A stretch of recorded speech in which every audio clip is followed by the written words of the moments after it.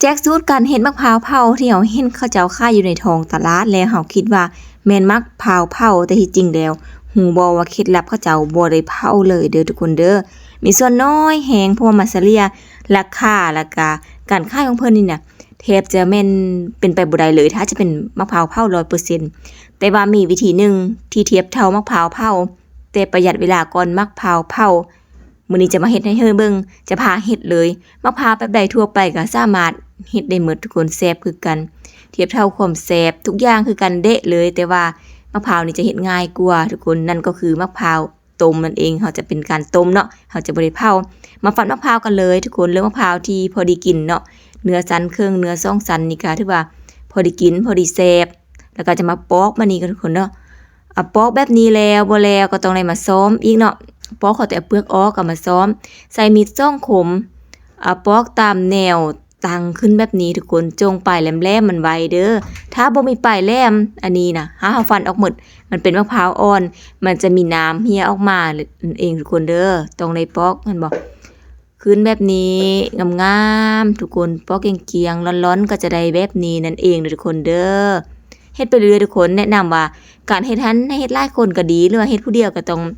ไปแต่ละจังหวะเนาะคือปอกอันนั้นแล้วก็แล้วก็จึงมาปอกแบบบางเล่มละเอียดนะหลังจากนั้นค้างหม้อน้ำฟดๆทุกคนเอามะพร้าวลงไปเลยนี่แหละที่ว่าเฮาจะบ่เผาเฮาจะใส่วิธีต้มแทนทุกคนเนาะเอาใส่ให้น้ำท่วมทุกคนถ้าว่า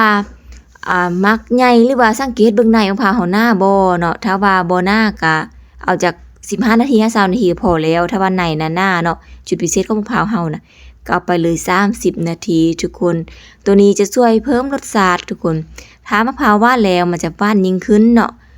ถ้ามะพร้าวแซ่บแล้วมันจะแซ่บยิ่งขึ้นหอมแล้วก็จะหอมยิ่งขึ้นไปตัวนี้เนี่ยเฮาเฮ็ดประมาณ 6 โมงแลงเนาะหรือว่า1 ทุ่มบ่มันจะเฮ็ดให้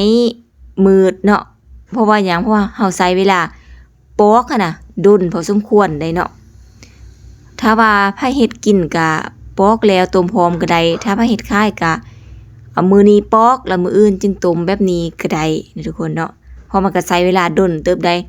ดนย้อนปอกย้อนเล็มให้มันหน่วยเกียงหน่วยงามให้ทุกคนต้ม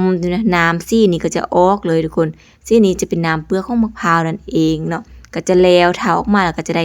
มะพร้าวเผาแบบนี้ไอ้ตึมขั้นตอนนึงทุกคนนั่นก็คือการเจียและในเจียนอกให้มันงามๆแต่ตัวนี้เฮาจะบ่ได้ใส่เจียเด้อทุกคนเด้อจะอาศัยตามธรรมชาติเนาะเล่มแบบมีซ่องคมเฮาเนาะนี่แหละมะพร้าวเผาที่เห็นขายตามท้องตลาดที่หน่วยราคาก็จะปานกลางบ่แพงปานใดนี่คือเจ้าใช้วิธีการต้มเอาทุกคนแต่ความแซ่บนี่เทียบเท่าเลยทุกคนเพราะว่าเฮาก็ลองเผาลองเบิ่งแล้วก็ลองต้มลองเบิ่งเนาะเผาลองเบิ่ง2-3หน่วยรสชาติคือกันเดะเลยแต่ว่าเฮาใช้เวลาเผาเนี่ยจะดนทุกคนถ้าเป็นมะพร้าวเผาแท้ๆ 100% ดนแล้วก็เวลามาปอกก็จะเปื้อนมือเนาะสิเรียกตัวนี้นี่จะง่ายกว่าเนาะ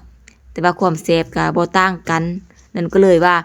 เอาวิธีนี้เลยไปเฮ็ดค่ายทุกคนเฮ็ดค่ายเฮ็ดกินได้เด้อเนาะนั่นก็คือมะพร้าวต้มแต่เขาจะเอามาค่ายเนี่ยเขาจะก็สิว่ามะพร้าวเผาเลยเพราะว่ามันเป็นฟีลเดียวกันความหอมความแซ่บเทียบเข้ากันได้เลยเนาะแล้วก็ลอกออกง่ายๆเนาะลอกออกจากเปลือกลอกออกจากกระปุกน่ะเนื้อสันเครื่องเนื้อ2สันพอได้กินปั้นนี่โอ้ยบ่อยากเว้าทุกคนปั้นนี่แซ่บที่สุดเลยมื้อนี้ไปจัดมาปั้นมาบ้าน4จอกทุกคนแซ่บหลายเด้อทุกคนเด้อและไผที่ของเข้าใจแบบบ่มะพร้าวน้ำหอมเฮ็ดได้บ่มะพร้าวธรรมดาเฮ็ดได้บ่เฮ็ดได้หมดทุกคนแต่ว่าขอเป็นมะพร้าวที่มีในแล้วเนาะบ่อ่อนเกินไปแล้วก็บ่แก่จนเกินไปเนาะน้ำเพิ่นก็จะแซ่บๆอย่าลืมไปเฮ็ดกินเอาเบิ่งเด้อ